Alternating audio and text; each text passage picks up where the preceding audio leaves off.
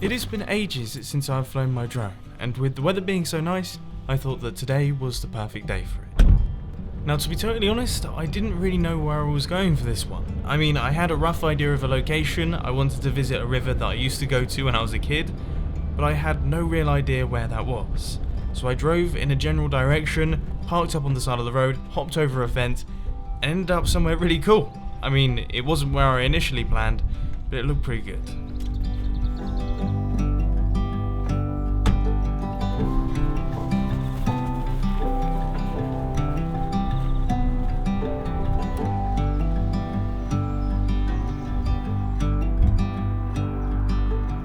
Now, as per usual, the Mavic wasn't being too much hassle. For once, I had actually decided to check for firmware updates before I headed off to do the shoot, so that was absolutely fine. I just had to remove it from my camera bag, fold out the arms, and then it was ready to fly.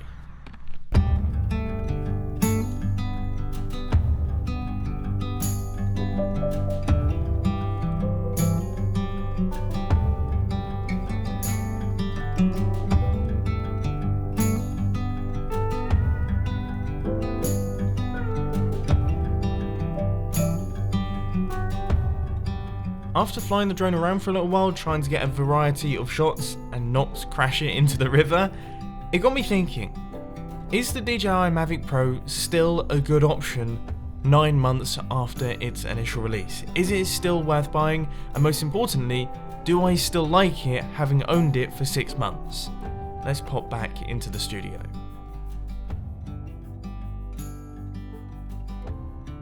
Now, the main thing that I want you guys to take from this is that for the past 6 months, I have done a lot of video shoots, and I have brought the Mavic Pro to every single one of them. There has not been a single video shoot that I haven't brought it to. Even if I'm certain that I'm not going to use the Mavic Pro, I still have it with me just in case, which the same thing can't be said for something like the Phantom 3. I had that before I had the Mavic Pro, and that thing was a pain in the backside. It had like a big rucksack that I had to take with me. It was really big and clunky, and it didn't fit anywhere.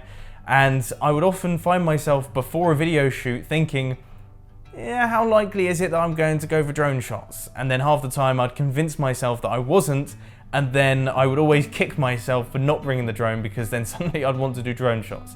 That can't be said for the Mavic Pro. It's always with me, and that's invaluable. Honestly, it is invaluable, it's fantastic, and it's such a great tool to have as a video creator, but that doesn't mean that it's perfect. There's definitely 2 main flaws that I originally had with it.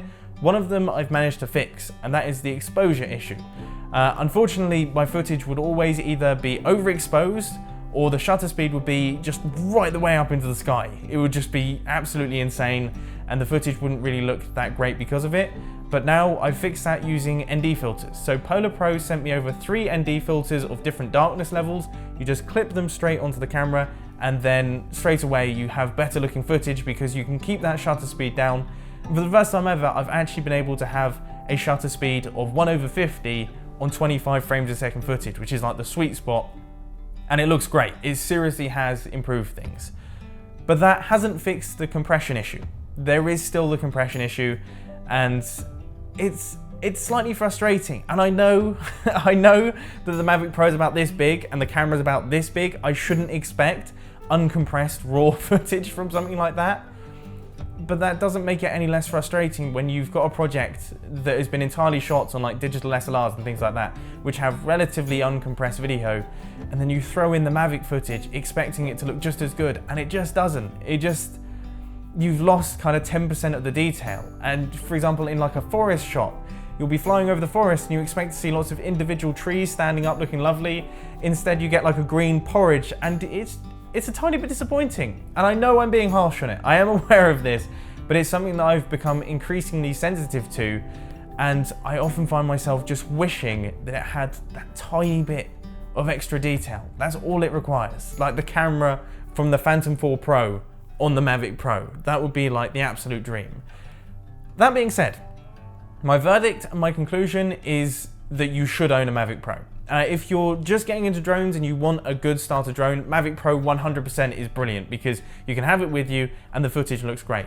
If you're a professional videographer, you should also have a Mavic Pro, but you should also have a bigger drone to go alongside it. So you will always have the Mavic Pro on you, you'll bring it to every single shoot. So if you get caught off guard and you suddenly need to do aerial stuff, you still can do it.